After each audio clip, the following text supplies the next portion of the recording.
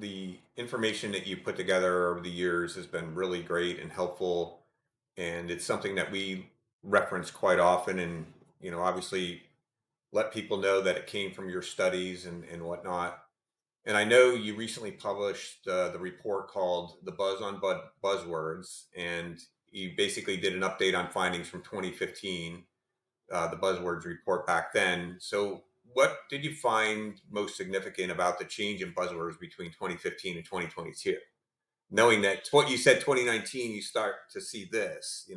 So, Yep, I'll tell you about the biggest changes, and then I'll tell you the other thing that I'm kind of on my soapbox about lately.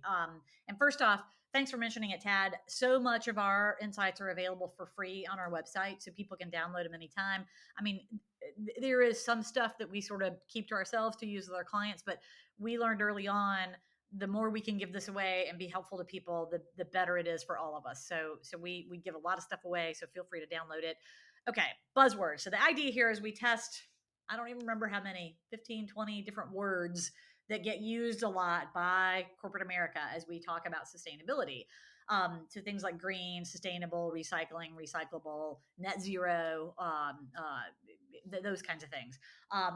And what we're seeking to understand is, like, does any of this resonate with people? Like, do they get what in the world we're talking about? So the last time we did it, green had the label of expensive. So if it said green, it might as well say expensive on the product. Now, not as much. We've really seen that significantly decline. You can download the report and see the exact percentage because I'm not remembering off the top of my head. But that is a huge decline. So we don't have to worry about that as much anymore. We used to have a lot of hand wringing with our clients, like, if we call the product green, people are going to think it's more expensive. Not so much anymore. In fact, people sort of expect that companies by now have figured out how to make products that are good for people on the planet at the same price. Like, the consumer attitude is, y'all should just be doing that. Like, don't charge me for it. You're a giant company. You figure out how to do it. Don't make me pay more for it, right? So there's a baseline expectation now, and we've kind of seen that flip with consumers. Recycling is another one. Though people absolutely understand the language of recycling, the tone about it is different. Uh, we are seeing less and less belief that recycling works, which is concerning because we need people to keep doing it as we sort out how to solve for all those systems. But there's this, whereas before, 10 years ago, there was a real willingness, like, oh, I want to do my part.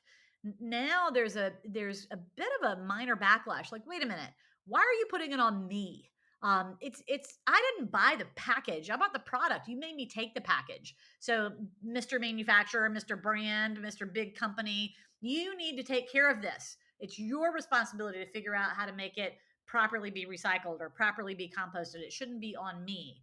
So there's this kind of shift around, wait a minute, I'm going to expect big companies to solve all these problems. I'll buy your products, but you need to figure out how to make it affordable, and you need to figure out how to deal with it at the end of its life. So that's kind of a general shift. It doesn't specifically show up in buzzwords, but we're seeing it as we do qualitative work. Another big shift in the numbers is the political divisiveness of some of these words. Back in the mid-teens, words like green or sustainable were very much seen as, tree huggery. They were seen as the purview of the left. So Democrats are green, but now words like sustainable or green, they test well with both Democrats and Republicans as being good for business. If I'm a Republican, I'm more likely to say, oh, that's a Republican word. If I'm a Democrat, I'm more likely to say it's a Democrat word. So we're seeing that the parties are able to embrace these words as their own, and they're not as politically divisive as they used to be. As you all saw during Pride Month in June, what is politically divisive is the social aspects of things. It's like we turned a corner on the environmental piece. And so you're not, as a company or a brand, you're not going to be painting yourself with a big liberal brush if you talk about green or you talk about climate or you talk about greenhouse gas emissions, but you will get painted with a liberal brush if you talk about DE&I, for instance. So we will eventually turn that corner on the social side as well. I have faith because we've seen it happen on the environmental side. So those are the biggest changes we've seen. That the soapbox I've been on lately, Tad, is what Americans understand. Like, if you ask me, what's the number one thing a company can say to a consumer to make them more likely to buy their products? the clear, far and away answer is, well, tell them you've got recycled content in a recyclable package or product. It's all about recycling because that's the message we've given people for 40 years is, oh, it's be green, recycle. Oh, it's green, it has recycled content. Oh, it's green, it's recyclable. Like that is the message we've put out. And it continues today. Go to any grocery store in America and you'll see tens of thousands of recycling messages on every package on shelf. Okay.